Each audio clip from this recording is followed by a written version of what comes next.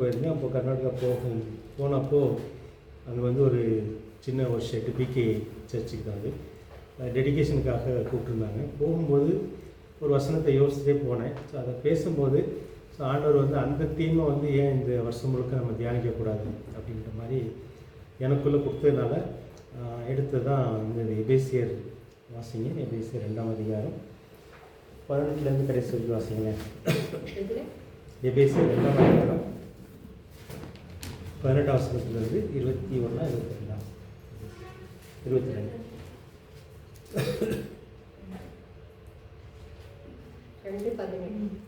2:18 கடைசி வரைக்கும் 22. சட்ட திட்டங்களாகிய நியாயப்பிரமாணத்தை தம்முடைய மாம்சத்தினாலே ஒழித்து இரு திறத்தாரையும் தமக்குள்ளாக ஒரே புதிய மனுஷனாக சிருஷ்டித்து இப்படி சமாதானம் பண்ணி பகையை சிலுவையினால் கொன்று அதனாலே இரு திறத்தாரையும் ஒரே சரீரமாக தேவனுக்கு ஒப்புரவாக்கினார். அல்லாமலும் அவர் வந்து தூரமாய் இருந்த உங்களுக்கும் சமீபமாய் இருந்த அவர்களுக்கும் சமாதானத்தை சுவிசேஷமாக அறிவித்தார்.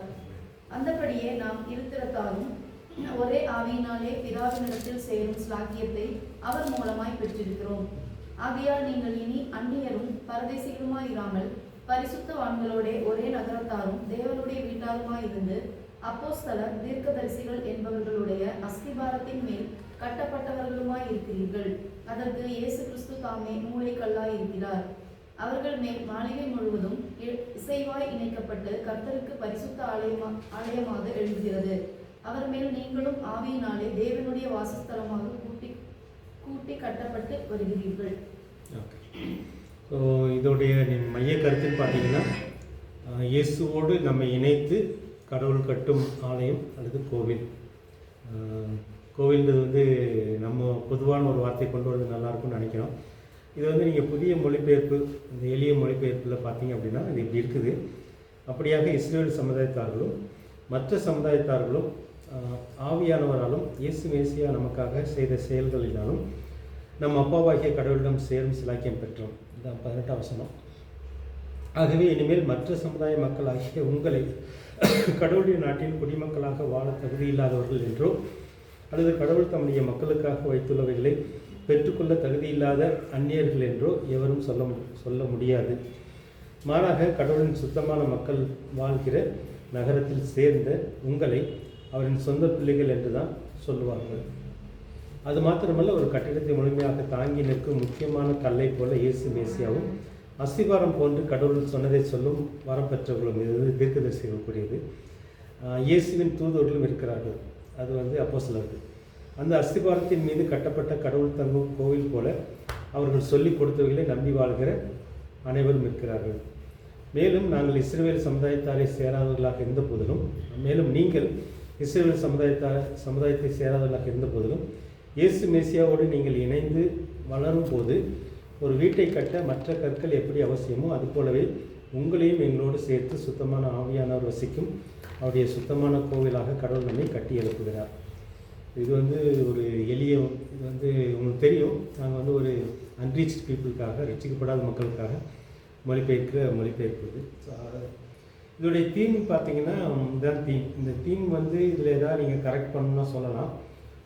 பொதுவாக வந்து இந்த தீமின் அடிப்படையில் வந்து மொத்தம் நமக்கு 12 மாதத்துக்கு ஒரு கருப்பொருள் வரும். ஒவ்வொரு மாதத்துக்கு ஒரு கருப்பொருள். அந்த கருப்பொருளுக்கு கீழே ஒவ்வொரு வாரத்தையும் ஒரு கருப்பொருளை தியானிக்கிற மாதிரி தான் இது கொண்டு வந்திருக்கிறோம். இதுக்கேற்ற வசனங்களை வந்து சில வசனங்கள் கிடச்சிருக்கு. மாறன் வந்து ஒரு 3 மந்த்ஸுக்குரியது நாங்கள் கண்டுபிடிச்சோம். ஒரு 12 வாரத்துக்குரியதை மாறன் கண்டுபிடிச்சிருக்காப்புல.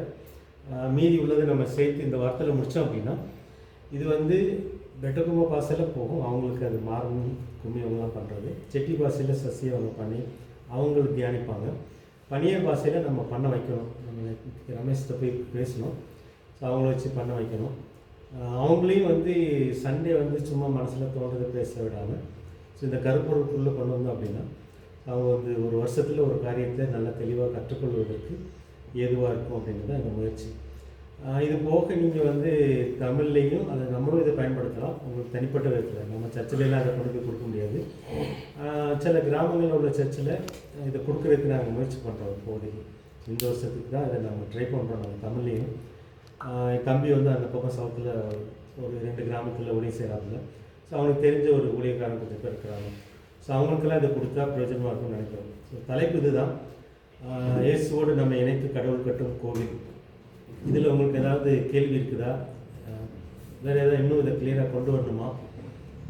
இதை பற்றி தான் நம்ம இந்த வருஷம் முழுக்க தியானிக்கிற மாதிரி இருக்கும். இது வந்து இப்போதைக்கு நாங்கள் 3 மக்கள், வெட்டக்குமார், செட்டி, பனியா மக்களுக்கு, ஒரு சில தமிழ் மக்களுக்கும் இந்த டைரியை வந்து இப்போ நம்மளால் பைபிள் காலேஜை சேர்ந்து ப்ரிப்பேர் பண்ணி தமிழ் மக்களுக்கும் இதை நம்ம பயன்படுத்துறதுக்கு நம்ம ட்ரை பண்ணலாம், முயற்சி பண்ணலான்றது தான் நோக்கம்.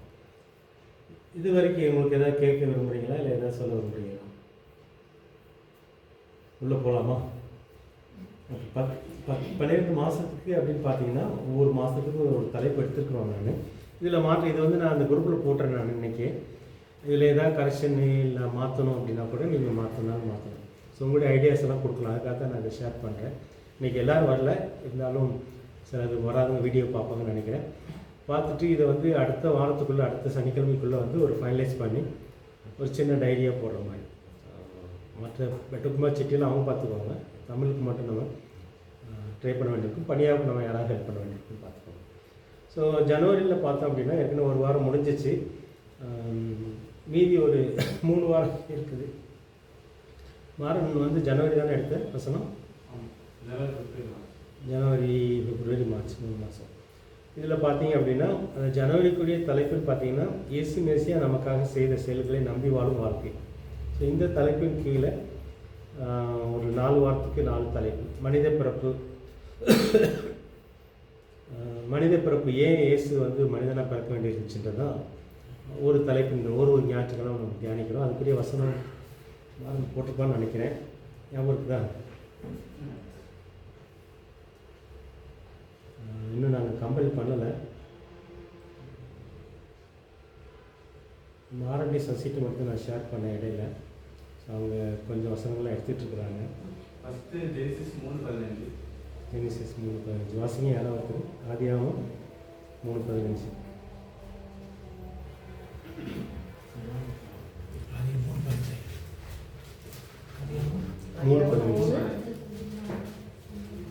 உனக்கும் ஸ்திரீக்கும் உன் வித்துக்கும் அவள் வித்துக்கும் பகை உண்டாக்குவேன். அவர் உன் தலையை நசுக்குவார், நீ அவர் குதிகாலை நசுக்குவாய் என்றார்.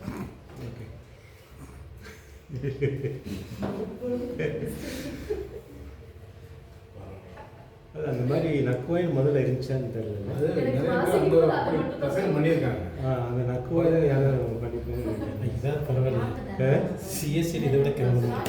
ஓகே,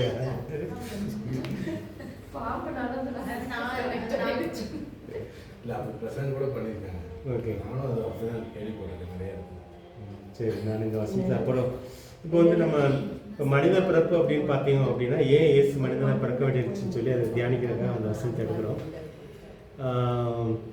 இப்போது இயேசு மேசியா நமக்காக, இயேசு மேசியா அல்லது இயேசு கிறிஸ்து மேசியாலாம் ஒன்று தான். உங்களுக்கு அதில் புரியும் தானே? இது வந்து இயேசு கிறிஸ்துன்றது வந்து ஏன் இயேசு மேசியான்னு மாற்றிருக்கோம்? அதில் ஏதாவது கேள்வி இருக்கு உங்களுக்கு?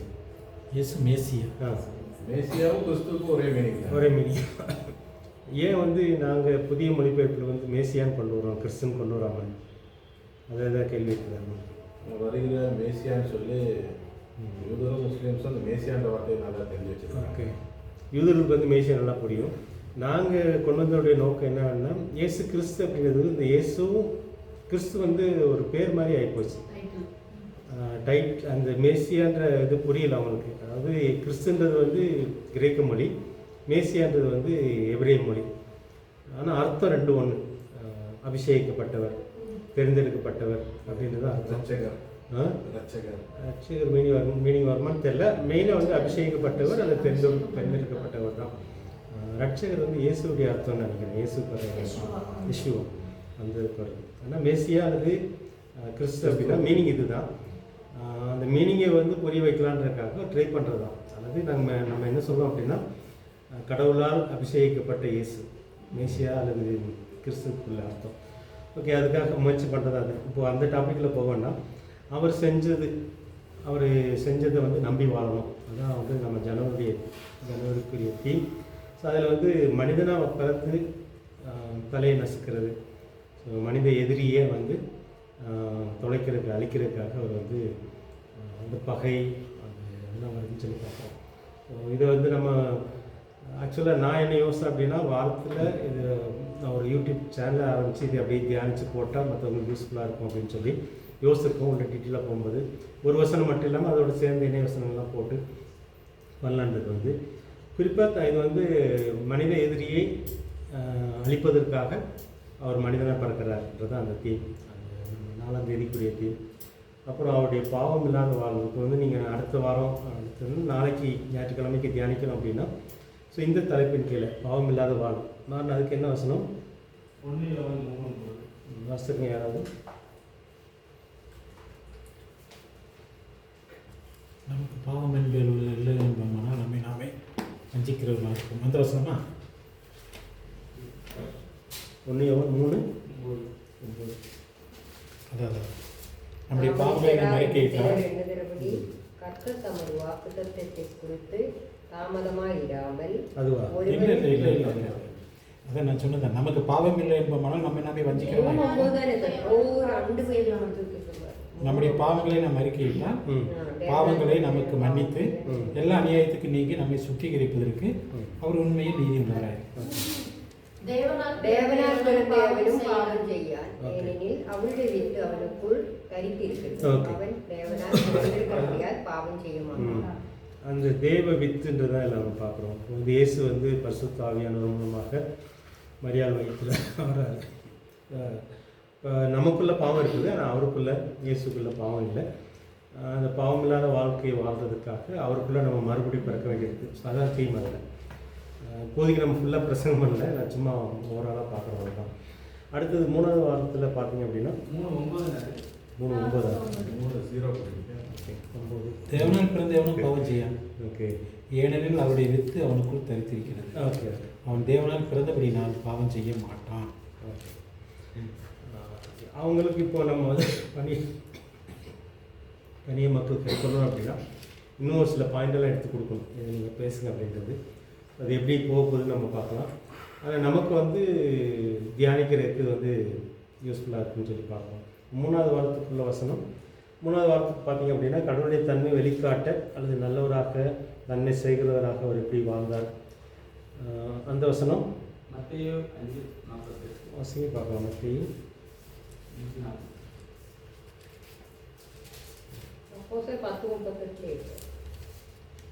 5:40. ஆகையால் பரலோகத்தில் இருக்கிற உங்கள் பிதா பூரண சர்க்குணராக இருக்கிறது போல நீங்களும் பூரண சர்க்குணராக இருக்க கடமைகள். ஓகே. பூரண சர்க்குணர். ஓகே. இப்போ வந்து கடவுளை பற்றி முழுமையாக வெளிக்காட்டினவர் வந்து இயேசு தான். கடவுளை பற்றி தெரிஞ்சுக்கணும் அப்படின்னா நம்ம இயேசுவை தெரிஞ்சுக்கிற மூலமாக தான். அவர் வந்து நல்லவர் தான். அவர்கிட்ட வந்து அவர் மனசில் வந்து நன்மையும் தீமையும் மாறி மாறி வரல, அல்லது நல்லவருக்கு குணமும் கெட்ட குணமும் அவருக்குள்ளே மாறி மாறி இல்லை. அவர் நன்மை மட்டும்தான் செய்கிறவராக இருந்தார். ஸோ அந்த இதை தியானிக்கிறதுக்காக தான் இந்த வசனம். இதில் வந்து நான் அது குரூப்பில் போடுறேன். இதுக்கு வேறு வசனங்கள் கிடைச்சிது அப்படின்னா நீங்கள் அதை ஆட் பண்ணலாம். ஆட் பண்ணும்போது நம்ம தேவன் பரிசுத்தாவினாலும் வல்லமையினாலும் அபிஷேகம் பண்ணினார். தேவன் அவரோடு கூட இருந்தபடியால் அவர் நன்மை செய்கிறவராகவும் வல்லமையில் அகப்பட்ட யாவரையும் குணமாக்குறவராகவும் சுற்றி தீர்ந்தார். நன்மை செய்கிறவராக சுற்றி தீர்ந்தார். அந்த வசனமும் நல்லா சேரும். ஸோ இதுக்கு வந்து ஒரு வசனம் மட்டும் இல்லை, நம்ம தேவையான வசனங்களை நம்ம சேர்த்து கொடுத்தோம் அப்படின்னா நல்லாயிருக்கும். ஓகே. அடுத்து 4ஆவது வாரத்துக்கு வந்து பாவ பரிகாரி. மரணத்தோடு நம்ம இணையிறது உயிர்த்தெழுதலோடு இணைகிறது. என்ன வசனம் மாறும்? லூக்கா 9:22 வசனம் யாராவது?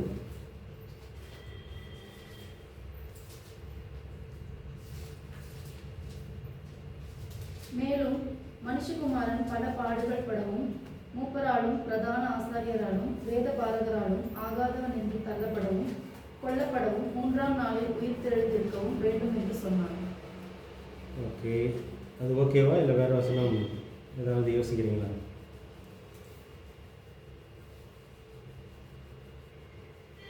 இது ஃபுல்லாக ஒரு நோட்ஸ் இருக்கு. பாவ பரிகாரி. ஓகே. அப்போ அதில் எந்த வசனம் நமக்கு ரொம்ப சூட்டபுளாக இருக்குன்னு பார்க்கணும். இந்த வசனம் ரொம்ப சூட் ஆகிற மாதிரி தெரியல. லூக்கா 9:22 நம்ம வந்து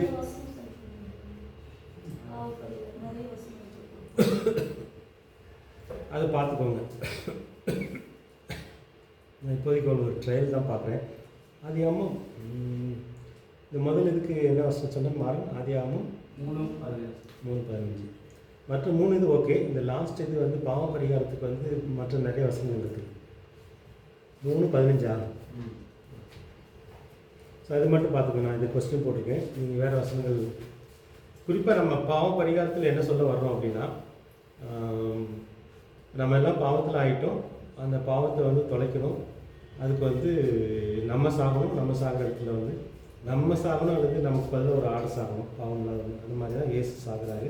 ஸோ அவருடைய மரணத்தோடு நம்ம சேரும்போது நமக்கு வந்து அந்த பாவம் இல்லாத அந்த பாவத்துக்கு நம்ம சாகணுன்ற மாதிரியும், அந்த உயிர்த்தெழுதலோடு நம்ம சேரும்போது பாவம் இல்லாத அல்லது நீதிமானுடைய வாழ்க்கைக்குள்ளே நம்ம சேர்ற மாதிரியும். இது ரோமரில் நல்ல நிறைய வசனங்கள் இருக்குது. குற்றம் இல்லாமல் ஒரு வழியான நிறைய வசனங்கள் நிறைய இருக்குது. நம்ம இயேசுடைய மரணத்தில் ஐக்கியப்படுறோம் பாவியாக, இயேசுடைய உயிர்த்தெழுதலில் வந்து நீதிமான ஐக்கியப்படுறோம். ஸோ இதுதான் அதில் நம்ம பார்க்கணும். இயேசுடைய மரணத்தினால நிறைய நாட்கள் வந்து இப்போ வந்து பாவ பரிகாரம் இயேசு சிலுவையில் தொங்குறாரு, கடவுளே தொங்குறாரு, அவரால் காப்பாற்ற முடியல, இவர் எப்படி மனுஷங்களை காப்பாற்றுவாங்கன்ற மாதிரி நிறைய கேள்வி இந்து மக்களுக்கெல்லாம் இருக்கும். இதில் உள்ள முக்கியத்துவம் என்னன்றதை வந்து நம்ம புரிய வைக்கணும். ஸோ அதுதான் இதோடைய நோக்கம். நானே பரிகாரியாகிய கர்த்தர் ஓகே. அது வந்து குணமாக்குறதுக்கு வரும் பரிகாரம். ஆனால் ரோமரில் இது வசனங்கள் இருக்குது. நீங்கள் ரோமரில் பார்த்தீங்க அப்படின்னா இந்த மரணத்துலேயும் உயிர்த்தெழுதலுக்குள்ள நிறைய வசதியாக இருக்குது. சரி, அப்புறம் பார்க்கலாம். நான் இன்றைக்கி வந்து சும்மா ஒரு ரஃபாக பார்க்குறேன். நம்ம அடுத்த வாரம் ஃபுல்லாக எடுத்துக்கலாம். நீங்கள் யார் எது எடுக்கிறீங்கன்னு சொன்னீங்கன்னா அதுக்கேற்ற மாதிரி நம்ம பார்க்கலாம். ஸோ முக்கியமாக இதில் 3ல் ஓகே. இந்த 4வது மட்டும் கொஞ்சம் பார்க்கணும். பிப்ரவரிக்குன்னு பார்த்தீங்க அப்படின்னா ஆவியானவர் நமக்காக செய்த செயல்களை நம்பி வாழும் வாழ்க்கை. ஸோ இயேசு உடைய காரியத்தை வந்து ஜனவரியில் தியானிக்கிறோம். அதை எப்படி நம்பி வாழணுன்றதான் நமக்கு கருப்பொருளாக பார்க்குறோம். பிப்ரவரியில் வந்து நீங்கள் ஆவியானவரை பற்றி அவர் செய்தது. இதில் வந்து நான் குறிப்பாக இந்த 4 இதை போட்டிருக்கிறேன். இயேசுடைய பிறப்பில் ஆவியானவர் இருக்கிறாரு, இயேசுடைய ஊழியத்தில் ஆவியானவர் எப்படி செயல்படுறாரு, இயேசுடைய மரணத்தில் ஆவியானவர் எப்படி செயல்படுறாரு, இயேசுடைய உயிர்த்தெழுதலில் ஆவியானவர் எப்படி செயல்படுறாரு தான். மாறும் வசனம் சொல்லி பார்க்கலாம். லூக்கா 1:32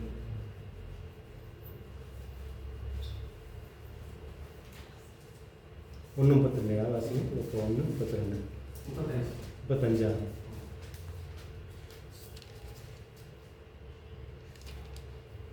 தேவதூதன் அவளுக்கு பிரதியுத்தரமாக, பரிசுத்த ஆவி உன்மேல் வரும், உன்னதமானவருடைய பலம் உன்மேல் நிழலிடும், ஆதலால் உன்னிடத்தில் பிறக்கும் பரிசுத்தம் உள்ளது தேவனுடைய குமாரன் எனப்படும். ஓகே. ஸோ இந்த வசனம் ஓகே. ஆனால் இன்னும் என்ன சொல்லுது, இந்த வித்து பிறப்பில் ஆவியானவர் பற்றி வேறு வசனங்கள் இருந்தால் நம்ம சேர்த்துக்கலாம். இயேசுடைய ஊழியத்தில் ஆவியானவர் அது லூக்கா 4:14 அப்போஸ்தலர் 4:14 அப்போஸ்தலர். பின்பு இயேசு ஆவியானவருடைய பலத்தினாலே கலிலேயாவுக்கு திரும்பி போனார். அது 10:38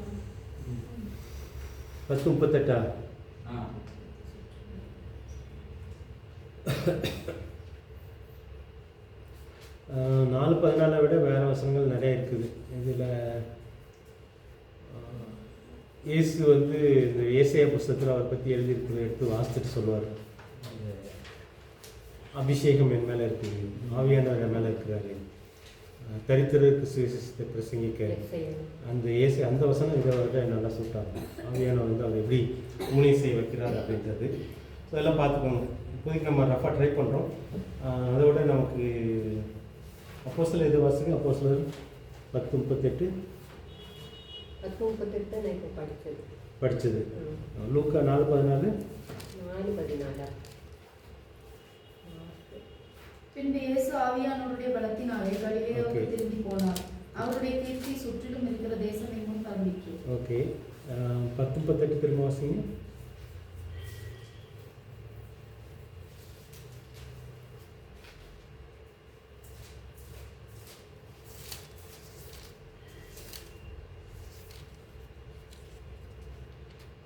நசரேயனாகிய இயேசுவை தேவன் பரிசுத்த ஆவியினாலும் வல்லமையினாலும் அபிஷேகம் பண்ணினார்.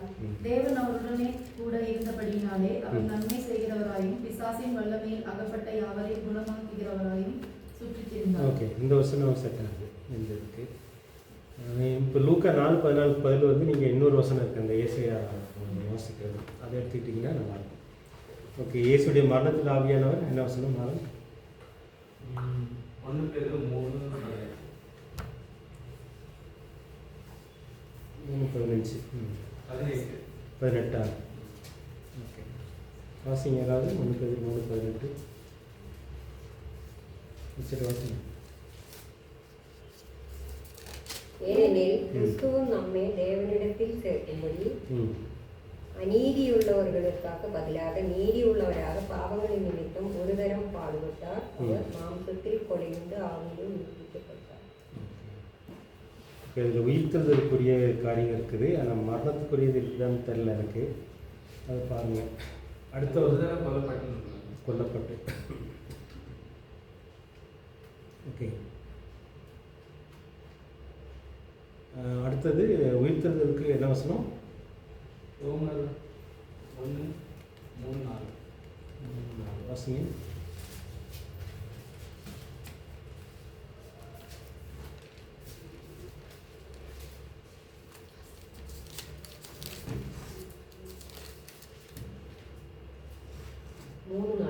ம் அப்படியாகப்பட்டது நீர் உம்முடைய வசனங்களில் நீதிபரராக அதான் நம்முடைய பிதாவாகிய தேவனாலும் கர்த்தராகிய இயேசு 3 நாள் கிறிஸ்துவின் தானே சொன்னீங்க. 1 அதிகாரம் ரோமர் 1. உங்களுக்கு கிருபையும் சமாதானமும் உண்டாவதாக.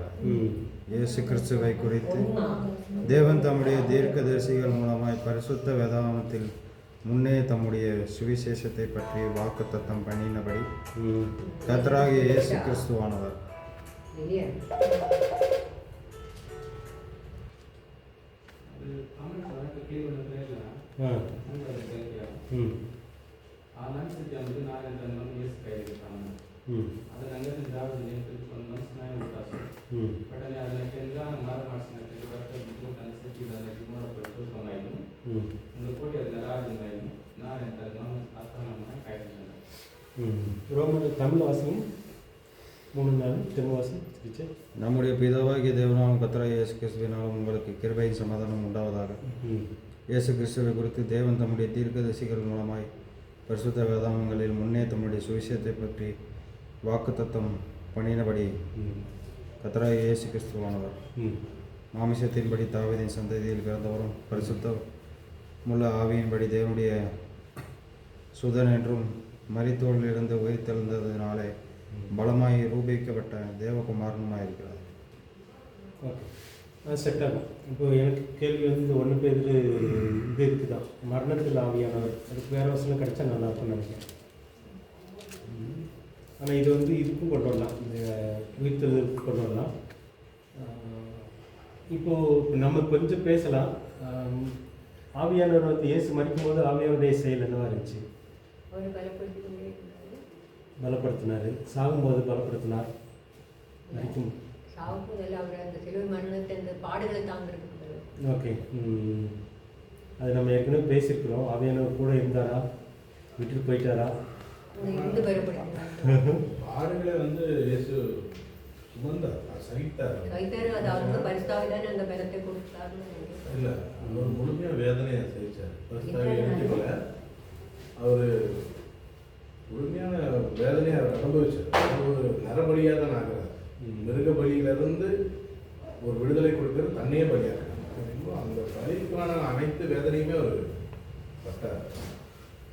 அவர் கான்சியஸில் வந்து நம்ம மேலே ரொம்ப அன்பு இருந்ததுனால அதை சகிச்சுக்கிறார். அதனால் நம்ம அவரோட வேதனையை வேற ஒருத்தர் தாங்கிட்டாருன்னு சொல்ல முடியாது. மரணத்தில் வந்து ஆவியானுடைய பங்கு என்னவா இருக்கும்? இயேசுடைய ஆனால் மரித்த தேவனை உயிர்ப்பித்தார். உயிர்ப்பித்ததில் வந்து ஆவியானுடைய செயல் தான் முக்கியமான வல்லமையான செயல். உயிர்ப்பிக்குது. மரணத்தில் இல்லை அப்படின்னா நீங்கள் இந்த தேவனை கைவிட்டு இல்லைன்னா இந்த தலைப்பை நீங்கள் மாற்ற வேண்டியிருக்கும்.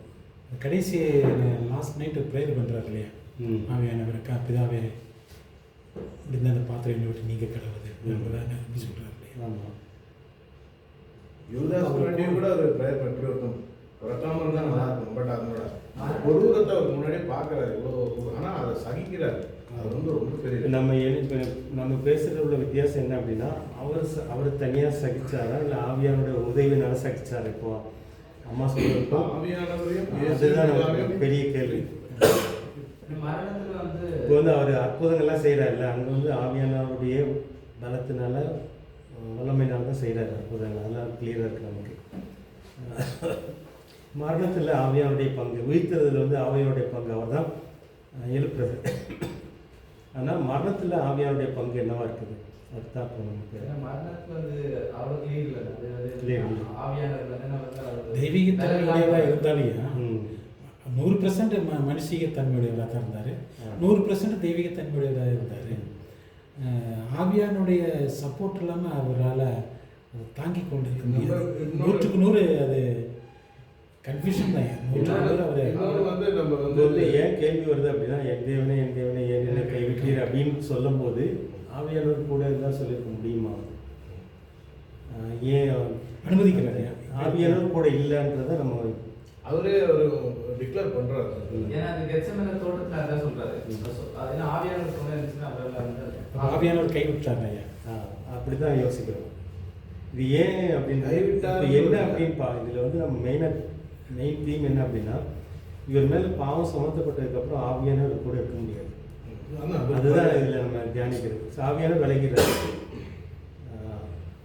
இவர் மேலே அந்த மனுஷனுடைய எல்லா பாவத்தையும் அவர் மேலே சுமத்தின உடனே ஆவியானவருக்கு கூட இருக்கிறதுக்கு வாய்ப்பு இல்லை.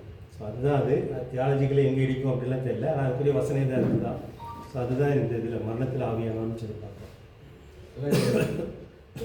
நமக்கு வந்து 3 கடவுளாக பார்க்கறத விட நமக்கு ஒரு கடவுள் தான் 3 நிலையில செயல்பட்டாங்க அப்படின்றது. நம்ம இதில் என்ன புரிஞ்சுக்கிறோம் அப்படின்னா, இப்போ அற்புதங்கள் செய்யணும், இயேசு பிறக்கணும் அப்படின்னா 3 பேருடைய செயல் வேணும். இது ஒருத்தர்னு சொல்ல முடியாது. இப்போ வந்து இயேசு உள்ளே வரணும், மரியாதை வயிற்றுக்குள்ள வரணும், அதை வர வைக்கிறதுக்கு ஆவியானவர் வேணும், அவருக்கு விருப்பம் வேணும், பிதாவுக்கு விருப்பம் வேணும். 3 பேர் சேர்ந்து செய்கிறாங்க. படைப்புலேயும் அந்த மாதிரி திரியேக தேவன் பார்ப்போம். நம்ம வார்த்தையாக இயேசு இருக்கிறாரு, பிதா சொல்கிறாரு, ஆவியானவர் வந்து அதை உருவாக்குறாரு, அது வல்லமையினால செய்கிறார். இதெல்லாம் இருக்குது. இது வந்து நம்ம ஒன்று பிரிக்க முடியாது. ஆனால் இந்த இடத்துல வந்து பிரித்து பார்க்குறதுக்கு ட்ரை பண்ணோம். நம்ம வந்து மேலே வந்து பார்த்தோம், ஜனவரியில் தியானிச்சதில் வந்து இயேசுடைய செயல்களை நம்பி வாழ்றது, இயேசு என்னெல்லாம் செஞ்சார் அப்படின்றது. அதே மாதிரி ஆவியானவருடைய பங்கு இருக்குது நம்மளுடைய ரட்சிப்பில். அதுதான் இங்கே நம்ம தியானிக்கிறோம். பிப்ரவரி மாதத்தில் தியானத்தில் ஆவியானவர் நமக்காக செய்த செயல்களை நம்பி வாழ்க்கை நம்ம பிரித்து பார்க்குறோம். இப்போ பிரித்து பார்க்கும்போது பார்த்தீங்கன்னா, பிறப்பில் ஆவியானுடைய செயல் நமக்கு நல்லா தெளிவாக புரியுது. ஊழியத்தில் வந்து ஆவியானுடைய செயல் இயேசு கூட இருந்து செய்ய வைக்கிறார். ஒவ்வொன்றையும் அப்பாவுடைய விருப்பத்தை இவர் புரிய வச்சு அதை செய்யக்கூடிய வல்லமையை கொடுத்து இயேசு செய்கிறார். 3 பேர் சேர்ந்து தான் செய்கிறாங்க. ஆனால் இந்த மரணத்தை பற்றி தான் நமக்கு ஒரு குழப்பம் வருது. உயிர்த்தலை பார்த்தீங்க அப்படின்னா இயேசுடைய சரீரம் அங்கே இருக்குது, இயேசுடைய ஆவி வந்து வேறு இடத்துல இருக்குது. ஆவியானவர் தான் ரெண்டையும் ஒன்றாக்கி உயிர்ப்பிக்கிறார். ஸோ இதான் நம்ம பார்க்குறோம். இதே மாதிரி பார்க்கும்போது சூழ்ந்ததுன்னு அந்த பணத்துல இருந்து மத்தியானத்துல இருந்து அந்த அன்னகாரம் சூழ்ந்ததுன்னு பாருங்க. அந்த டைம்ல அது ஒரு ஏதோ நடந்திருக்கு. நம்ம இதை பேசியிருக்கிற ஏற்கனவே ஏதோ பாடத்தில். ஆனால் நம்ம சிம்பிளாக அவங்க புரிஞ்சுக்கலாம்ல. இப்போ நம்ம வந்து இந்த பரிசுத்தாவியான ரொம்ப முக்கியம். அப்போ இவர் வந்து உடன்படிக்கை பட்டியல் மேலே சாலமோன் டெம்பிளுக்குள்ளே இருந்த அந்த பரிசுத்தாவியானவர் நமக்குள்ளே இருக்கணுன்றது தான் அவரோட நோக்கம். அப்போ அந்த நாளில் மட்டும் இந்த பெண்டெகாஸ்ட் நாளை சொல்லி அப்போ அதன் அடிப்படையில் நமக்குள்ள அந்த நான் போனாலும் தேட்டர் வருவான் அப்படின்னு ஒரு சடங்கை செஞ்சு முடிக்கிறதுக்கு வேண்டி அவர் வந்து அந்த இடத்துல இருந்து விடுபட்டுருக்கோம். அப்போ தான் அவர் உண்மையான ஒரு நரபடியாக ஆயிருக்க முடியும். அதனோட பரிசு நமக்கு தான். ஏன்னா சாலமோன் டெம்பிளில் இருக்கிற அந்த பரிசுத்தாவே இப்போ நம்ம கூட இருக்காரு.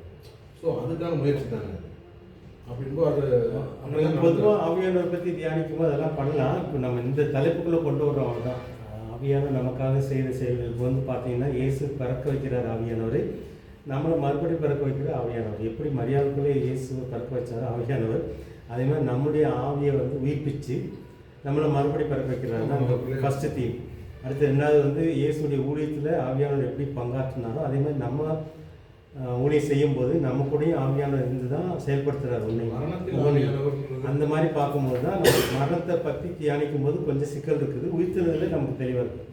அதனால் இதை வந்து விட்டுட்டு வேற ஒரு தலைப்புக்குள்ளே போகணும்னாலும் போகலாம். நமக்கு வந்து குழப்பம் இருக்குதானே. நம்ம அதுக்கு ஃபர்ஸ்ட்ல வந்து அவ்வளோ இயேசுவின் மரணத்தால் கிடைத்த ஆவியானவர் அது கூட போடுங்க. மறித்ததுனால தான் நமக்கு தேற்றவாதம் கிடைச்சாரு. சின்னதாக கரெக்ஷன் பண்ணி நமக்கு ஆவியானவர் எப்படி கிடைக்கிறாருன்னா இயேசு வந்து அந்த பரிகாரம் செஞ்சதுனால ஆமாம் கிடைக்கிறார். கிடைக்கிறார். இப்போ நம்ம அதுக்குள்ளே அப்படி தலைப்பு மாற்றினாலும் மாற்றிக்கலாம். ஆவியானுடைய பங்குன்னு தான் நம்ம பார்க்குறோம். மரணத்தினால் கிடைத்த ஆவியானவர்.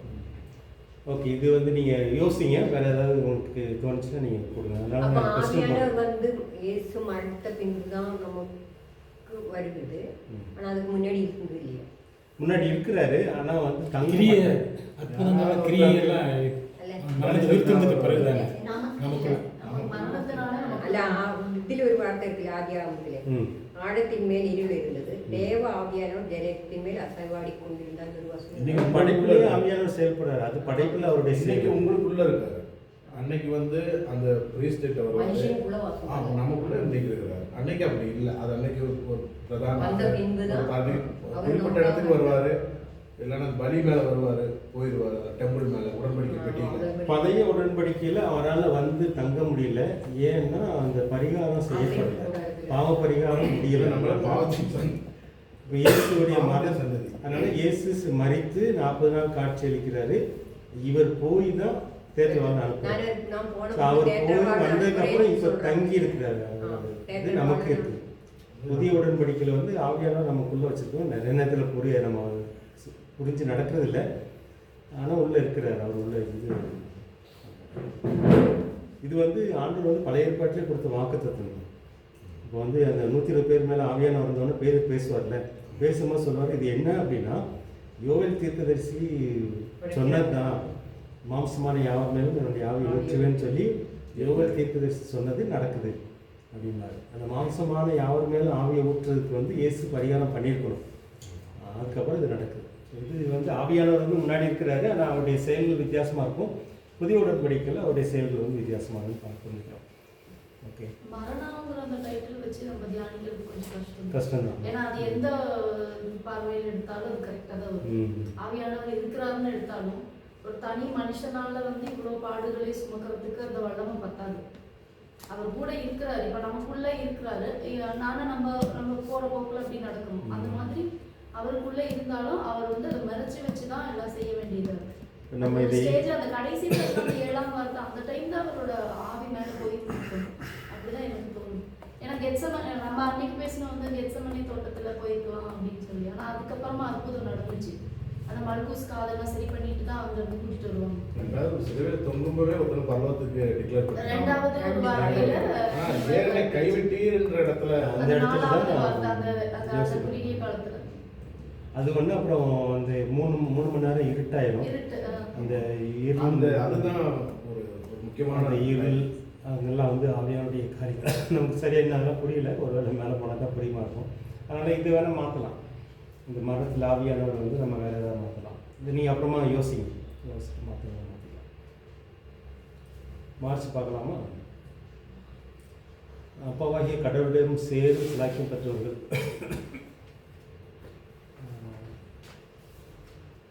இதுக்கு நல்ல செய்தியை நம்புவாலும் நீதிமான் சரியானவர்கள். நீதிமானுக்கு வந்து சாதாரண தமிழில் சொன்னீங்கன்னா சரியானவன் அல்லது சரியில்லாதவன் என்ற தமிழ் தான். அது வந்து என்ன சொல்கிறது, ஒரு டேர்ம் வந்து நீதிமான் வந்துருச்சு. அது நீதிமான்ற வார்த்தையை வந்து எப்படி அன்ரிச் பீப்புள் புரிஞ்சுக்குவாங்கன்னு தெரியல. நமக்கே புரியுது கொஞ்சம் கஷ்டம். நீதிமான் இந்த வசனம் என்னது இதுக்குரியது? 6:11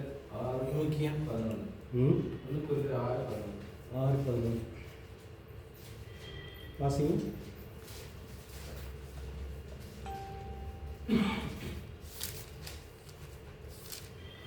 உங்களில் சிலர் இப்படிப்பட்டவர்களாய் இருந்தீர்கள்.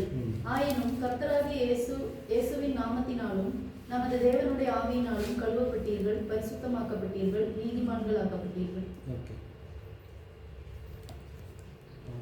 இது ஓகே. அதுக்குரிய வசனம். அடுத்து அப்பா பிள்ளை உறவுக்கு ரோமர் 8:18.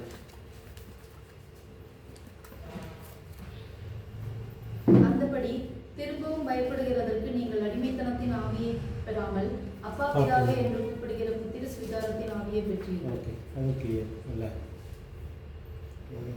டைப் பண்ண முடியும்னு தெரியல.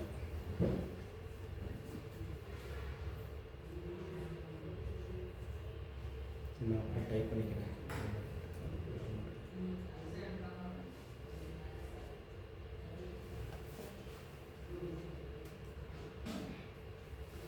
ஓகே, அடுத்தது விசுவாசத்தால் பிழைப்பு. யோவான் 11:25. விசுவாசத்தால் இன்னும் பிழைப்பான். வாசிங்க.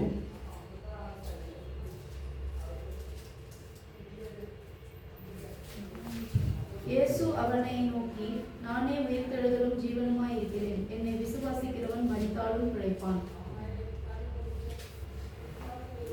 எப்படி சொல்லு? யோவான் 11:25.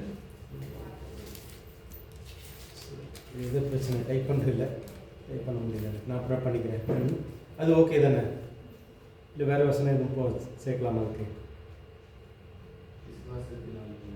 விசுவாசத்தினால் இன்னும் கிடைப்பான், அது சேர்த்துக்கலாம். நான் அதை டைப் பண்ணிவிட்டு எனக்கு அப்புறமா இருக்கு.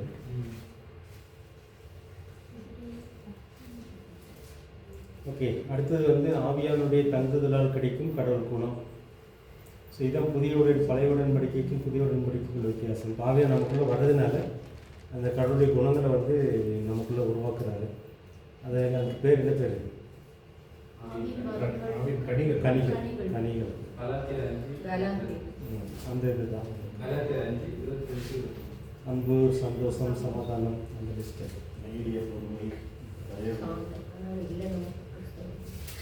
ஓகே, அடுத்து வந்து வரங்கள். ஆவியாரின் வரங்கள் எதிரின் செயல்களை அழிக்கும் செயல்கள். எதிரி அப்போஸ்தலர் 10:38. வாசி.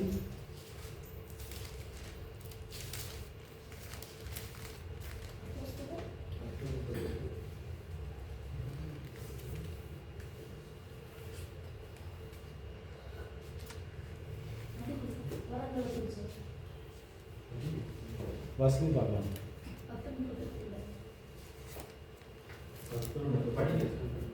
நசரேயனாகிய இயேசுவை தேவன் பரிசுத்த ஆவியினாலும் வல்லமையினாலும் அபிஷேகம் பண்ணினார். பிதா இயேசுவுக்கு தந்த கனத்தையும் மகிமே நான் உங்களுக்கு தருகிறேன் என்றார்கள்.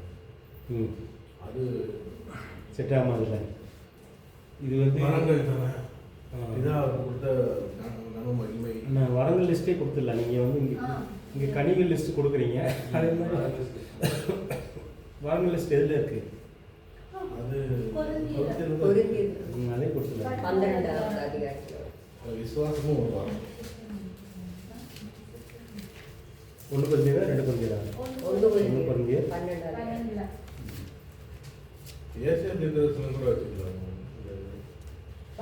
மரித்தவர்களை உயிர்த்தெழுந்தவர்கள், நொறுங்குண்டவர்கள். 4:8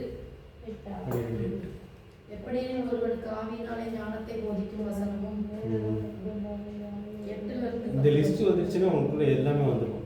சரி, இதனால தான் நம்ம வந்து ஓகே. ஸோ இதுதான் நம்ம 3 மாதத்துக்கு பார்த்தோம். இதுக்கு அடுத்த 3 மாதத்துக்கு சசி பண்ணாப்பிள்ளையா மாறும். ஆமாம். அவர் வசம் கண்டுபிடிச்சிருக்காரா? பார்த்தியா? நான் அனுப்பல. அவர் வசந்தி அடுத்த 3 மாதத்துக்கு வசந்தி இல்லை. இப்போதைக்கு நான் அந்த குரூப்பில் போடுறேன். நீங்களே கொஞ்சம் டைம் எடுத்தீங்கன்னா நீங்களே இதில் ஹெல்ப் பண்ணலாம். அடுத்த வாரத்துக்குள்ளே நம்ம இதை டைலியை உருவாக்குறதுக்கு ட்ரை பண்ணலாம். இதில் உங்களுக்கு இதுவரைக்கும் பார்த்ததில்ல இதுதான் கேள்வி சந்தேகம் இருக்குதா? நம்ம மேலே பார்த்த தீமின் அடிப்படையில் இதெல்லாம் கொண்டு வரோம். அப்படி தீம் வந்து ஒரு வசனத்தின் அடிப்படையில் தான் எடுக்கிறோம். அந்த ஒரு வருஷம் தான் ஒரு அந்த எபேசியர் 2வது அதிகாரத்தில் அந்த கடைசி 4 வசனம் அந்த தீம். இப்போ அதுக்குள்ளே வந்து இது எல்லாமே அதுக்குள்ளே தான் அடங்கியிருக்கு. அந்த 4 வசனத்துக்குள்ள அடங்கியிருக்கும். ஒரு வசனம் இல்லாது 4வது வசனம் இருக்கும். எபேசியர் 2வது அதிகாரத்தில் 18 19 20 21 5 வசனம். ஸோ அதுக்குள்ளே உள்ள டைட்டில் ஆக்டா இந்த தலைப்புகளுக்கெல்லாம் இந்த டைட்டில் ஆக்டான்னு கேட்குறீங்களா? இல்லை, இப்படி நம்ம பண்ணுறது ஓகேவா? உங்களுக்கு இதில் ஏதாவது குழப்பம் இருக்குதா? இப்போ நம்ம பண்ணுற மாதிரி வசனங்களை கண்டுபிடிச்சி. இல்லை, இது சூப்பராக இருக்குது. ஓகே, இது நல்லா இருக்குது. ஆனால் தலைப்பு அப்படிதான். தலைப்பை நீங்கள் மாற்றணும்னா மாற்றலாம். இப்போ வந்து நான் என்ன யோசித்தேன் அப்படின்னா, இது வந்து இயேசுவோடு நம்ம இணைத்து கடவுள் கட்டும் கோவில் அல்லது ஆலயம் அல்லது கோவில்ன்ற மாதிரி இதுதான் இதில் ஒரு மேஜர் தீமாக வருது அந்த எபேசியரில் இந்த வசனத்தில் நீங்கள் வாசித்து பார்த்தீங்க அப்படின்னா. இப்போ வந்து இயேசு மூளைக்கல் அது எல்லாம் இதுக்குள்ளே வரும். அப்போஸ்தலர் வந்து அஸ்திபாரம், தீர்க்கதரிசிகள் அப்போஸ்தலர் வந்து அஸ்திபாரம், நம்மெல்லாம் வந்து மற்ற கற்களாக சேர்த்து ஆண்டவர் கட்டுறாரு அப்படின்றது தான் இந்த வசனத்துடைய தீம். அது எப்படி கட்டுறாரு அப்படின்றது தான். இது எல்லாமே நடந்தால் தான் இப்போ வந்து இயேசுடைய செயல்களை நம்பி வாழ்கிறவங்க வச்சு கட்டுறாரு. இந்த ஆவியானுடைய செயல்கள் அப்பா பிள்ளை இந்த உறவுக்குள்ளே கொண்டு வர்றாரு. அதே மாதிரி நீங்கள் பார்த்தீங்கன்னா ஒவ்வொரு மாதத்துக்குள்ளேயே நீங்கள் பார்த்தீங்கன்னா எப்படி வரும்னா, அடுத்தது ஏப்ரலில் பார்த்தீங்கன்னா கடவுளின் சுத்தமான மக்கள் இதுவும் அதுக்குள்ளே வர வசனத்துக்குள்ள ஹோலி பீப்புள் பரிசுத்தவான்கள்ன்ற மாதிரி. யார் சுத்தமான மக்கள் அப்படின்ற தலைப்புக்கள் தான் இது கொண்டு வந்திருக்கோம். நம்பிக்கை இன்மையால் சுத்தம் இல்லாதவர்கள். இந்த சுத்தன்றது வந்து ஒவ்வொரு சமுதாயத்துலேயும் சுத்தன்றதுக்கு ஒரு இது வச்சுருப்பாங்க. இங்கே வந்து விசுவாசி சுத்தமானவன், விசுவாசம் இல்லாதவன் அசுத்தம். அதான் நம்ம பிப்ளிக்கல் நம்ம அதை கொண்டு வரோம், அதை தியானிக்க வைக்கிறோம். கடவுளுடைய சுத்தமான மக்கள்னா யார்? மன்னிப்பு பெற்றவர்கள் சுத்தமானவர்கள். அப்புறம் இது வந்து மூணாவது பரிசுத்தமாக்குதல், நம்ம சாங்டிஃபிகேஷன் சொல்லுவாங்க. அது வந்து மற்றவங்களை நம்ம மன்னிக்கிறதுனால கால் கழுவக்கூடிய அர்த்தம். கடவுள் விரும்புகிற ஒரு வார்த்தையும் புதிய கோயில் அப்படின்ற ஒரு புதியன்ற ரெண்டு வார்த்தையை வச்சுட்டா இன்னும் கூட கொஞ்சம் ஆப்டாக வருமா? ஓகே, தலைப்பில் புதிய கோயில். ஏன்னா பழைய கோயிலே இருப்பாங்க. புதிய கோயில் கடவுள் விரும்பி கட்டுகிற புதிய கோயில். ஏன்னா இந்த இது நான் ஏன் இயேசுவோடு இணைத்து கட்டுறாரு அப்படின்னா, அந்த மூளைக்கல் கான்செப்ட் இதில் வருது. இப்போ மூளைக்கல்ன்றது என்னென்னா, நாங்கள் மெயினாக அதை தியானிக்கும் போது மூளைக்கல் கான்செப்ட் நம்ம புரியறது கஷ்டம்.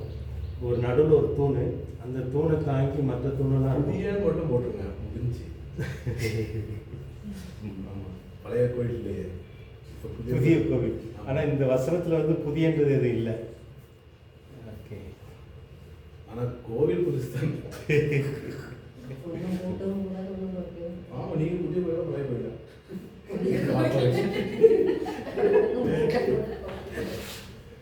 இல்லை, வசனத்தை அதெல்லாம் புதுசு தான். அது இருக்கிற எல்லா தலையும் புதிய கோயில் தான். இது இது வந்து ஆவிக்குரிய கோவில் பற்றி நம்ம பேசலாம். இது வந்து இந்த கட்டடம் கிடையாது. ஆக்சுவலாக இது வந்து ஒரு ஆவிக்குரிய மாளிகைன்னெலாம் வரும் வசனம். இந்த எபேசியில் மாளிகைன்னு வந்துச்சா ஆவிக்குரிய மாளிகையாக கட்டப்பட்டு கோவில் வரும்போது எல்லாரும் மாளிகை, வீடு, கோவில் அந்த அப்படி ஒரு ஃபீல் வரும். அந்த கோவில்னு வரும்போது புதிய கோயில்னு அது என்ன அப்படின்றது அது நம்மன்ற ஒரு ஐடென்டிஃபை வரும். கோவில்னு வரும்போது ஒரு கட்டடமாக தனியாக யோசிக்கலாம். ஓகே, நம்ம சேர்த்தும் பார்க்கலாம், இவங்க அதை எடுத்து பார்க்கலாம். ஆனால் நான் ஏன் வந்து பழைய கோவில் புதிய கோவில்ன்றது வந்து ஆண்டவர் வந்து வேதத்தில் எருசலேம் கோயிலை பற்றி டேபர்நாக்கிளை பற்றிலாம் சொல்கிறாரு. அப்புறம் வந்து புதிய எருசலேம் மேலே வந்து கீழே இறங்கி வருதுன்றாரு. அங்கே வந்து 12 மரணத்தில் இருக்குதுன்றாரு. கிழிஞ்சிச்சு. அதே மாதிரி இந்த இடிச்சிட்டு நான் 3ஆம் நாள் கட்டுவேன்றாரு. இதோட எல்லாமே இது அதெல்லாம் இப்போ வந்து என்ன சொல்கிறேன்னா, இந்த கோயில் இடிங்கன்றது வந்து அவர் தன்னுடைய சரீரத்தை சொல்கிறார். அந்த சரீரத்துக்குள்ளே ஆவியானவர் இருக்கிறாரு. இந்த ஆவியானவர் இருக்கிற இடம் தான் கோவில். இப்போ நம்ம ஏன் கோவில் அப்படின்னு சொல்ல வர்றோம் அப்படின்னா, நமக்குள்ள ஆவியானவர் வர்றதுனால இருக்கிறதுனால. இப்போ தமிழ் வந்து கோவில் இல்லைனால இல்லம், கோட்டு வந்து அரசன் அல்லது கடவுள்ன்ற மாதிரி ஒரு கோயில். அரசன் வசிக்கும் இடம் தான் கோவில்ன்றது. அதுதான் அந்த ரூட் வேர்டு, தமிழில் உள்ள ரூட் வேர்டு. மக்கள் வந்து வித்தியாசம் பண்ணிக்கிறாங்க, புரிஞ்சுக்கிறாங்க. இது வந்து நம்ம எவ்ரே முறையில் பார்க்கும்போது அந்த ஆலயன்ற கான்செப்ட் எப்படி வந்துச்சு இல்லை.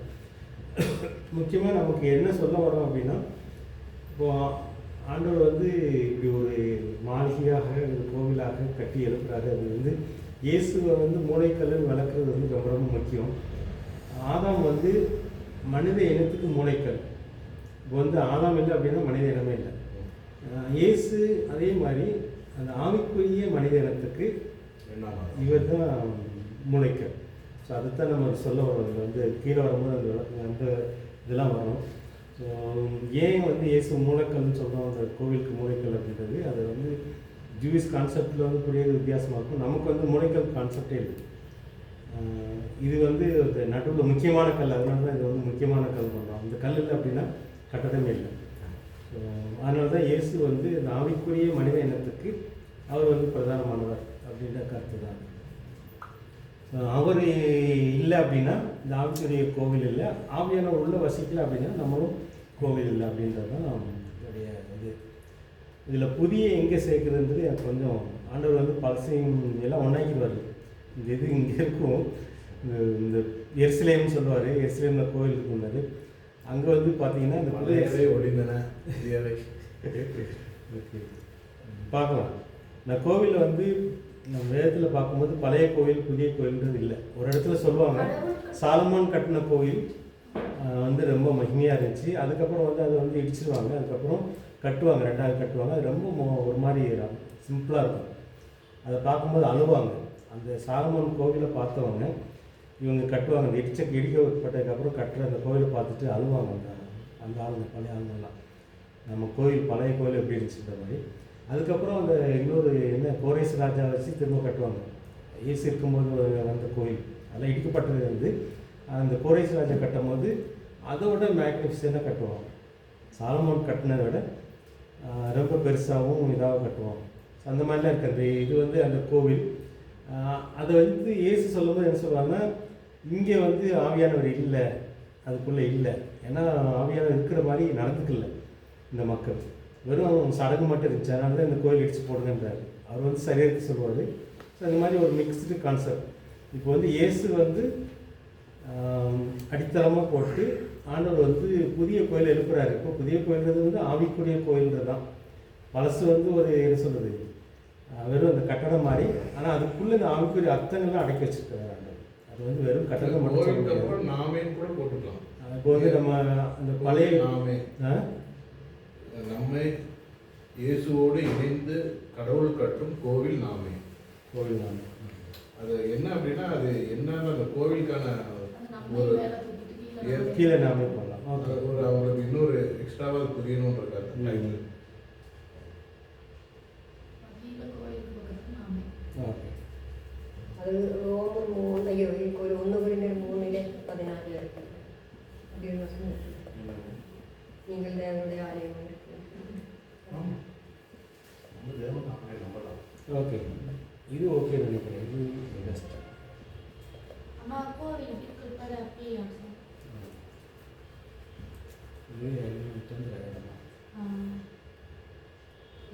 சரி, நான் இதை அப்புறம் கிளிக் பண்ணிக்கிறேன்.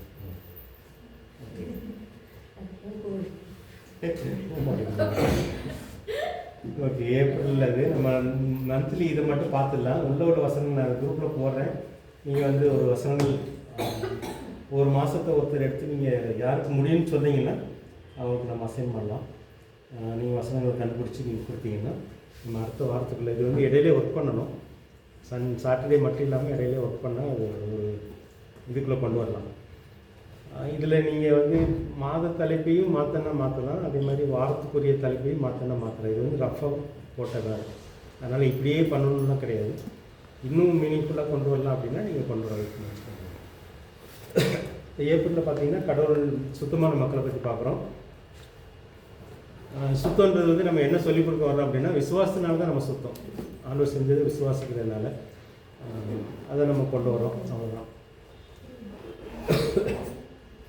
அப்புறம் மே மாதத்தில் வந்து கடவுளுடைய நாட்டின் குடிமக்கள்.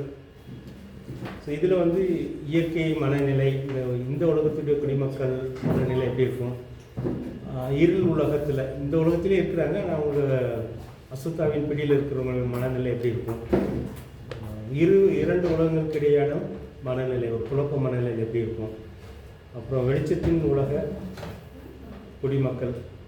ஸோ இது வந்து அந்த வெளிச்சத்தின் நம்ம வந்து ஒளியின் என்ன சொல்கிறது உலகம், அந்த மனநிலை எப்படி இருக்குன்றது தியானிக்கிறது தான் நோக்கம். ஜூனில் பார்த்தீங்க அப்படின்னா கடவுளுடைய நகரத்துக்குரியவர்கள். இது ரஃபாக தான் போட்டிருக்கேன். ஆபிரகாம் எதிர்பார்த்து வாழ்ந்த நகரம் அப்படின்ற ஒரு இது நீங்கள் எபிரேயர் 11 அதிகாரம் வாசிக்கும்போது அது புரியும். இஸ்ரேல் மக்கள் எதிர்பார்த்து வாழ்ந்த நகரம். அப்புறம் பூலோக எருசலேம் அல்லது சியோன் நகரம், மேலோக எருசலேம், சியோன், இதெல்லாம் கொஞ்சம் கான்செப்ட் கொஞ்சம் கஷ்டமாக இருக்கும். ஆனால் இதுக்குள்ளே நிறைய சத்தியம் அடங்கியிருக்கு. ஸோ இதுக்குரிய வசனங்கள் எடுத்து தியானிச்சோம்னா நல்லாயிருக்கும். கடவுளுடைய நகரத்துக்குரியவர்கள். ஜூலையில் பார்த்தீங்கன்னா கடவுளுடைய சொந்த பிள்ளைகள், கடவுளுடைய சாயலின் மனிதன், கடவுளுடைய சாயலை இழந்த மனிதன், கடவுளுடைய சாயலை திரும்ப பெறும் மனிதன், கடவுளுடைய பிள்ளை என்ற இழந்த உரிமையை திரும்ப பெறும் மனிதன். அந்த பிள்ளைகளுக்குரிய இதை நம்ம அதில் பார்க்கலாம். ஸோ இதுக்குரிய வசனங்கள்லாம் இன்னும் கிடைக்கலன்னு நினைக்கிறேன். இந்த 3 பேர் ட்ரை பண்ணுறாங்க, பார்க்கலாம். அந்த வசனம் கிடைச்சுன்னா நான் அந்த குரூப்பில் போடுறேன். ஆகஸ்ட்டில் பார்த்தீங்கன்னா கடவுள் வைத்துள்ளவைகளை பெற்றுக்கொள்ள தகுதியானவர்கள். படைப்பில் கடவுள் உலகோடு இருந்த தொடர்பு, கடவுள் உலகோடு இருந்த இழந்த தொடர்பு, கடவுள் உலகில் மனிதர்களுக்குள்ள சொத்துக்கள், கடவுள் உலகில் உள்ளவைகளை பெற்றுக்கொள்ளும் தகுதி. இந்த டைட்டில் கீழே நம்ம வந்து எது அப்ரிஷியேஷன் ஒரு கொடுக்கணுமா? அந்த வசனத்தை போட்டு அதுக்கான விளக்கத்தை வழக்கம் கொடுக்கணும். முக்கியமாக வசனம், அந்த வசனத்தின் அடிப்படையில் சிறிய வழக்கம். முக்கியமாக வசனத்தை வச்சு தான் நம்ம வளர்க்கணும், இல்லைன்னா சொந்தமாக எதாவது அடிச்சுட்டு போயிடுவோம். அதனால் இந்த வசனம் முக்கியம்னு பார்ப்போம். கீழே கண்டிப்பாக ஒரு பேசேஜ் பேசேஜ் ஒரு வசனமோ 2 வசனமோ வந்து நல்லாயிருக்கும். செப்டம்பருக்கு வந்து கட்டிடத்தை முழுமையாக தாங்கி நிற்கும் முக்கியமான கல் இது. இங்கே தான் வந்து மனித இனத்தின் முக்கிய கல் முதலாதான், மறுரூப மனித இனத்தின், அது ஆவிக்குரிய மனித இனத்தின் முக்கிய கல் கடைசி ஆதாம் இயேசு. முதல் ஆதாமுக்குள்ளான வாழ்க்கை, கடைசி ஆதாமுக்குள்ளான அல்லது இயேசுக்குள்ளான வாழ்க்கை. இது வந்து முக்கியமாக வந்து இயேசு முக்கியமாக அவர் எப்படி மூளைக்கல்லாக இருக்கிறான்றது தான். அக்டோபரில் பார்த்தீங்கன்னா அஸ்திபாரம் போன்று இயேசுவின் தூதுவர்கள் அல்லது பிரதிநிதிகள். இது வந்து அப்போஸ்தலருக்கு வந்து புதிய மொழிபெயர்ப்பது. அந்த அஸ்திபாரத்தை வந்து என்ன மேல் பண்ணுறாரு நீங்கள் தியானிங்க. கடவுளுக்குரியவர்களே அவர் சேர்க்க கடவுளால் அனுப்பப்பட்டவர்கள் அப்போஸ்தலர்கள் 12 பேர் அஸ்திபாரமாக சொல்கிறாரு. அது ஏன் அப்படின்றத நம்ம தியானிக்கணும். அப்புறம் கடவுளால் அனுப்பப்பட்ட இயேசு, அவரும் ஒரு அப்போஸ்தலர் தான். அப்புறம் கடவுளால் அனுப்பப்பட்ட 12 பிரதிநிதிகள், இயேசுவால் அனுப்பப்பட்ட மற்ற தூதுவர்கள். இந்த அஸ்திபாரன்றது வந்து எதை மீன் பண்ணுறாங்க அப்படின்றது தான் முக்கியமாக நம்ம தியானிக்கிறோம். மூளைக்கல்ன்றது வந்து இயேசு, அவர் இல்லை அப்படின்னா இதுவே உண்மை இல்லை. ஆவிக்குரிய மாளிகை, ஆவிக்குரிய கோவில் இல்லை. அஸ்திபாரன்றது வந்து எப்படி 12 அப்போஸ்தலர்கள் வந்து இஸ்ரேல் மக்களுக்காக இருக்கிறாங்களோ அதே மாதிரி மற்ற காரியங்களை ஆண்டவர் செய்கிறார். மனித இனத்துக்கே அப்போஸ்தலர் இயேசு, அதனால கடவுளால் அனுப்பப்பட்ட அப்போஸ்தலர் இயேசுன்னு சொல்லி பார்க்கணும். அப்புறம் இயேசு வந்து 12 பேர் எடுத்து யூத இனத்துக்கு வந்து ஒரு அஸ்திபாரம் போடுறாரு. அதே மாதிரி இப்போவும் அந்த அப்போஸ்தலர்கள் ஊழியன்றது வந்து கிட்டத்தட்ட அஸ்திபாரம் மாறி, அதை பற்றி தான் நம்ம அந்த இதில் தியானிக்கிறோம். கேள்வி இருந்துச்சுன்னா நீங்கள் கேளுங்க. நவம்பரில் பார்த்தீங்க அப்படின்னா அஸ்திபாரம் போன்று கடவுள் சொன்னதை சொல்லும் வரம் பெற்றவர். இந்த தீர்க்கதரிசிகள், அப்போஸ்தலர்கள் தீர்க்கதரிசிகள் வரும். கடவுள் சொன்னதை சொல்லும் வரம் பெற்றவர்களுக்கு தான் தீர்க்கதரிசிகளுக்கு நம்ம புதிய மொழிபெயர்ப்பாக போட்டிருக்கோம். ஸோ அதை பற்றி நம்ம தியானிக்கிறோம். தீர்க்கதரிசிகள் மூலமாக கொஞ்சம் கொஞ்சமாக பழைய ஏற்பாட்டில் வெளிப்படுத்துகிறார் ஆண்டவர். அப்புறம் மகன் மூலமாக முழுமையாக வெளிப்படுத்துகிறாரு தன்னை கடவுள். அவரை நம்பி வாழும் அனைவருக்கும் கிடைக்கும் வரம். இப்போ வந்து இந்த தீர்க்க தரிசன வரம் எல்லாத்துக்குமே கொடுக்குறாரு. அதனால தான் எல்லாருமே இந்த தீர்க்க தரிசன வரத்தை நாடுகள் அப்படின்னு பவுல் எழுதுகிறாரு. அந்த தீர்க்க தரிசன வரம் வந்து எல்லாருக்குமே கொடுக்குறாரு அப்படின்னு சொல்லி பார்க்குறோம் புதிய உடன்படிக்கையில். அதில் நம்முடைய பங்கு என்ன அப்படின்றத தியானிக்கிறது தான். பிரதானமாக தீர்க்க தரிசன ஊழியம்னா என்ன? ஸோ அந்த மாதிரி இது வந்து தீர்க்க தரிசனத்தை பற்றி, தரிசி அல்லது தீர்க்க தரிசன வார்த்தை பற்றி தியானிக்கிறது தான் நவம்பர். டிசம்பரில் பார்த்தீங்கன்னா விசுவாசிகள் தான் இது முக்கியமாக சொல்லிக் கொடுத்தவர்களே நம்பி வாழ்கிறவர்கள், அஸ்திபாரத்தின் மீது கட்டப்பட்ட கடவுள் தங்கும் கோவில். இது வந்து விசுவாசிகளுக்குரியது தான் அப்படி போட்டுக்கோங்க. கடவுளால் அனுப்பப்பட்ட இயேசுவை நம்பி வாழும் வாழ்க்கை, கடவுள் வார்த்தைகளை நம்பி வாழும் வாழ்க்கை, ஆவியானவரோடு இணைந்து வாழும் வாழ்க்கை, இயேசுவை போல மகிழ்ச்சி அடையும் வாழ்க்கை. இந்த இதுதான் இதுக்கு எல்லாமே வசனம் கண்டுபிடிக்கணும். சில நேரம் வசனம் கிடைக்கல அப்படின்னா தலைப்பை மாற்றணும். ஆனால் இந்த தீமுக்குள்ளே கொண்டு வர்றதுக்காக நம்ம ட்ரை பண்ணுறோம். இது வரைக்கும் நம்ம பார்த்தது வந்து ரஃபாக தான் நான் பார்த்தேன். நீங்கள் குரூப்பில் போடுறீங்க, நீங்கள் கண்டுபிடிங்க. அது கண்டுபிடிச்ச வசனங்களையும் நான் போட்டு விட்றேன். வேறு ஏதாவது கேட்க விரும்புகிறீங்களா? இது வந்து நம்ம நெக்ஸ்ட் வீக்குக்குள்ளே நீங்கள் இன்னையிலேருந்து அது கொஞ்சம் ஒர்க் பண்ணிங்கன்னா நீங்கள் அந்த குரூப்லேயே போடுங்க. நான் இந்த தீமை நான் வந்து வசனம் கண்டுபிடிக்கிறேன் நீங்கள் போட்டிங்கன்னா மற்றவங்களுக்கு வந்து வசதியாக இருக்கும். நீங்கள் எடுத்தது மற்றவங்க எடுக்காமல் இருக்கிறதுக்காக நான் இந்த குரூப்பில் போட்டோன்னு நீங்கள் எடுக்கிறத போடணும். அப்படி இல்லை அப்படின்னா நம்ம எப்படி கண்டுபிடிச்சி இதை கொண்டு வரலான்னு பார்க்கலாம். இது முக்கியமாக வந்து பணியேறி மக்களுக்கு நம்ம ஹெல்ப் பண்ணுறோம். இதை வந்து பணியார் பாசையிலே பண்ண வச்ச வசங்கள்லாம் அவங்கள வந்து தியானிக்க வைக்கணும், ஹெல்ப் பண்ணுவோம் ஞாயிற்றுக்கிழமையில். அதோடு நம்ம பைபிள் காலேஜில் படிக்கிற அந்த சப்ஜெக்ட்டும் அவங்களுக்கு சின்னதாக சொல்லிக் கொடுக்குறோம். டிகேக்கு வந்து இவங்க மாறன் பண்ணுறாங்க, செட்டிக்கு வந்து சசி பண்ணுறாங்க. ஸோ அவங்க வந்து இதில் வந்து நம்ம பிகே சர்ச்சில் அதை தியானிப்போம், அவங்க செட்டி மக்கள் அதை தியானிப்பாங்க. இது வந்து தமிழ் மக்களுக்கு நீங்கள் எங்கேயாவது கொடுக்கணும் அப்படின்னா நமக்கும் இதை பயன்படுத்தலாம். இந்த டைரி போட்டு பிரிண்ட் போடுறதுக்கு கூட அவர் ஹெல்ப் பண்ணுறதுக்காரு நம்ம சென்னையிலேருந்து வந்தவர். ஸோ ஒருவேளை இது சின்ன டைரியா போடுறதுக்கு எத்தனை காப்பி வேணும், எவ்வளோ ஆகும்னு தெரியல. அதுக்கு ஆண்டவர் வந்து அந்த பண தேவைகளையும் சந்திக்கிறாரு. அது மூலமாக நம்ம பயன்படுத்தலாம். ப்ரிப்பேர் பண்ணுறது வந்து இது வந்து தமிழ் வேதாகமம் கல்லூரி மூலமாக தயாரிக்கப்பட்டது கூட போட்டால் நல்லாயிருக்கும். இது ஒருத்தருடைய முயற்சி இல்லாமல் இதுதான் நோக்கம். ஏதாவது கேட்கனாலும் கேளுங்க, வேறு ஏதாவது சொல்லணும்னு சொல்லலாம். இது வந்து இந்த வருஷத்துக்கு ஆரம்பித்தோம் அப்படின்னா அடுத்த வருஷம் செய்யலாம். தொடர்ந்து ஒரு வருஷமும் ஒரு தலைப்பின் கீழே நம்ம தியானிக்கிறது நல்லாயிருக்கும். ஏதாவது கேட்க விரும்புகிறீங்களா, வேறு ஏதாவது சொல்ல விரும்புகிறீங்களா? ஆனால் இது ஒர்க் பண்ணி ஒரு மாதம் எடுத்துக்கலாமா? ஒவ்வொரு மாதம் இப்போ யார் மொதல் 3 வந்து மாறின ஒர்க் பண்ணியிருக்கிறான். இப்போ எத்தனை பேர் இருக்கிறீங்க? அதில் வந்து கரெக்ஷன் மட்டும் பார்க்கணும், அதை பார்த்துக்கணும் இருந்துச்சு. மார்ச் வரைக்கும் விட்டுலாமே. ஏப்ரல் யார் எடுக்கிறீங்க? ஏப்ரல் வசனம் கடவுளின் சுத்தமான மக்கள், கடவுளுடைய நாட்டின் குடிமக்கள்.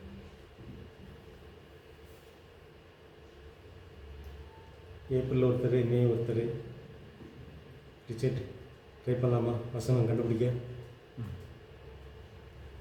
அடுத்த தலைவர் நான் எப்பவுமே கடவுள் நகரத்துக்குரியவர்கள், கடவுள் சொந்த பிள்ளைகள். நம்ம நிறைய தீர்க்கதரிசன வசனங்களை எடுத்து போடணுமா? நான் எடுத்துக்கிறேன். மே ஓகே. மேவா?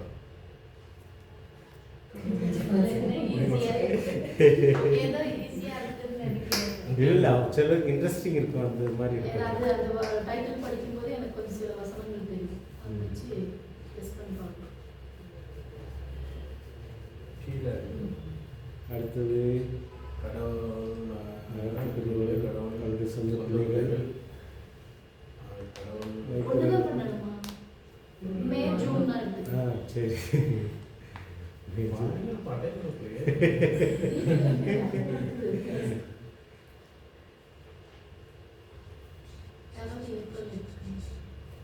இல்லை பார்க்குறேன். எத்தனை நெருக்கமான டைம் ஆகஸ்ட் கடவுள் வைத்து கடவுள் வைத்த தகுதி உள்ளவர்கள், கடவுள் வைத்துள்ளவைகளை பெற்றுக்கொள்ள தகுதி உள்ளவர்கள். இது தீம் நான் எப்படி குழந்தைங்க நீங்கள் மாற்றினாலும் மாற்றலாம், ஒன்றும் பிரச்சனை இல்லை. இப்போ ஆண்டோடைய ராஜ்யத்தில் நமக்கு நிறைய நன்மைகள் இருக்குது. அதை பெற்றுக்கொள்கிற தகுதி எப்படி வருதுன்றது அதுவும் நான் எடுத்துக்கிறேன்.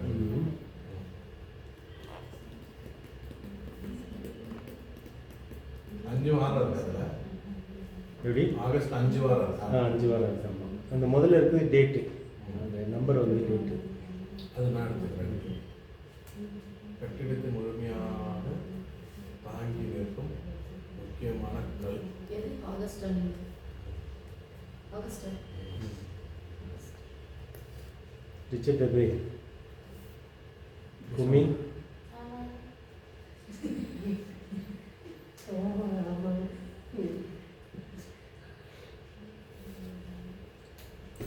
அக்டோபரில் வந்து இது புது தமிழ் கொஞ்சம் வித்தியாசமாக இருக்கும். இந்த அப்போஸ்தலர்கள், அக்டோபர் வந்து அப்போஸ்தலர்களை பற்றி தான். ஓகே. நவம்பர் வந்து தீர்க்கதரிசன வரம், தீர்க்கதரிசிகளை பற்றி நவம்பர். நான் வந்து அந்த அது கூட நான் எடுத்துக்கிறேன். இது கடவுள் சொன்ன கொஞ்சம் கீழே வாங்க, டைட்டில் படிச்சீங்கன்னா கடவுள் சொன்னது சொல்லும் வர பெற்றவர். அதாவது தீர்க்கதரிசிக்கு தான் இப்படி போடுறோம் நாங்கள். மகன் மூலமாக இது நான் எடுத்துக்கிறேன். அவரை நம்பி வாழ்வான், இவருக்கும் கிடைக்கும். ஓகே, அது ஒரு சின்ன ஆகஸ்ட் நவம்பர். ம்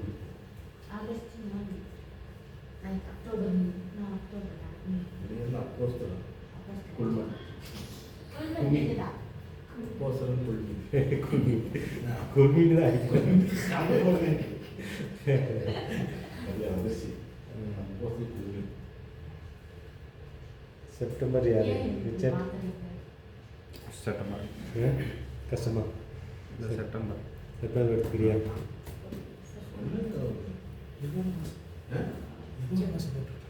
இல்லை நீங்கள் ஒரு டைட்டில் படிச்சிருந்தீங்க அங்கிள் வந்து ஏப்ரல் எடுத்துக்கோங்க. ஜியாவும் ஏப்ரல் இப்போ எல்லாம் வந்துருச்சு. அப்போ டிசம்பர் மட்டும். ஐயா நீங்கள் டிசம்பர் ட்ரை பண்ணுறீங்களா? ஏப்ரல் ஒன்று இருக்கு. ஏப்ரல் 1 இருக்கு, டிசம்பர் 1 இருக்கு. சொல்லி கொடுத்த டிசம்பர் இது வந்து விசுவாசிகளை பற்றி தான் ஆக்சுவலாக. அது வந்து இது கட்டப்பட்ட கடவுள் தந்து டிசம்பர் போடுங்க. அங்கிள் இது நீங்கள் அடிச்சு போகிறோம். இதில் ஏப்ரல் வந்து ஏப்ரல் பாருங்க எடுங்க.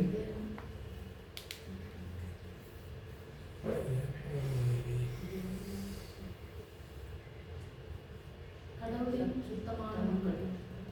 போடுறேன். ஓகே அப்போ முடிஞ்சு. அப்போ மற்றவங்களாம் இருக்காங்க இல்லையா? மற்றவங்க இருக்காங்க. அவங்க ஹெல்ப் வேணால் நீங்கள் எடுத்துக்கோங்க. அவங்க இன்னைக்கு வராதவங்களை நம்ம எப்படி அவங்கள பண்ணுறதுன்னு தெரியல. அடுத்த வாரம் கன்ஃபார்ம் பண்ணிடுறேன். நம்ம அடுத்த வாரத்துக்குள்ளே முடிச்சு கொண்டு வரணும். இல்லைங்களா கம்பல் நீங்கள் முடிச்சுட்டு இந்த வசனத்தை அனுப்பணும். இடையிலேயே அந்த குரூப்பில் நீங்கள் போட்டிங்கன்னா நான் வந்து அந்த வசனத்தை எடுத்து கம்பைல் பண்ணிக்கிறேன். அந்த வசனத்தோடு உங்களுடைய கருத்துக்கள் இருந்துச்சுன்னா அதையும் போடணும். முதல்ல வந்து ஒரு அந்த அந்த வாரத்துக்குரிய ஒரு வசனம், வசனத்துக்கு கீழே கருத்து அந்த வசனத்துக்கு கீழே உங்களுடைய அதெல்லாம் சேர்த்து நான் கம்பைல் பண்ணிடுறேன். பரிகாரிக்கு ம் ஏசு 53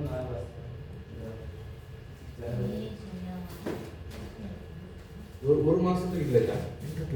53 ஆளா? தெரியுங்களா இல்லை? இல்லை இல்லை அனுப்பிவிடுவாங்க. 53 ஆளா? நான் அந்த குரூப்பில் போட்டுவிட்டேன். நாம் எல்லாரும் ஆடுகளைப் போல் வழிதப்பி நட்டிருந்து அவனவன் தன் தன் வழியிலே போனோம். நீங்கள் ஆஃபீஸ் கர்த்தரோ நாம் எல்லாருடைய அக்கிரமங்களையும் அவர் மேல் விழ பண்ணினார். நிறைய பேர் வாங்கிட்டாங்க. அடுத்த வாரம் செட்டாமாது ஆஃபீஸில் வந்து போடுங்க. அடுத்த வாரம் எல்லாருக்கும் கொண்டு ஆமா, வரேன். முதல்ல சொன்னது. அங்கிள் பொண்ணு எனக்கு வந்து ஆஃபீஸ் அடுத்த வாரம் நிறைய கொண்டு வரேன் எல்லாரும். வாசியே தெரியுமா? அதை படிக்கணுங்களா? ஆ. நாம் எல்லாரும் ஆடுகளைப் போல் வழிதப்பி திரிந்து ம். அவனவன் தன் தன் வழியிலே போனோம். ம் கர்த்தரோ நம்ம எல்லாருடைய அக்கிரமத்தையும் அவர் மேல் விழ பண்ணினார். ஓகே. அது வந்து இந்த மரணத்துக்கு கொண்டு வந்துடலாம். பாவ பரிகாரம் மரணம் அதோடு சேர்த்துல உயிர்த்தெழுதலே கொண்டு வரணும். சார் மாட்டேங்க சொல்லிட்டேன். அந்த இந்த மூணு அவருடைய பாடு மற்றும் ம். ஆ அந்த அதன் கீழே வரணும். நீ சாப்பிடலையா அப்போ? இல்லையே சரி அவ்வளோதான் முடிச்சிட்டோம்.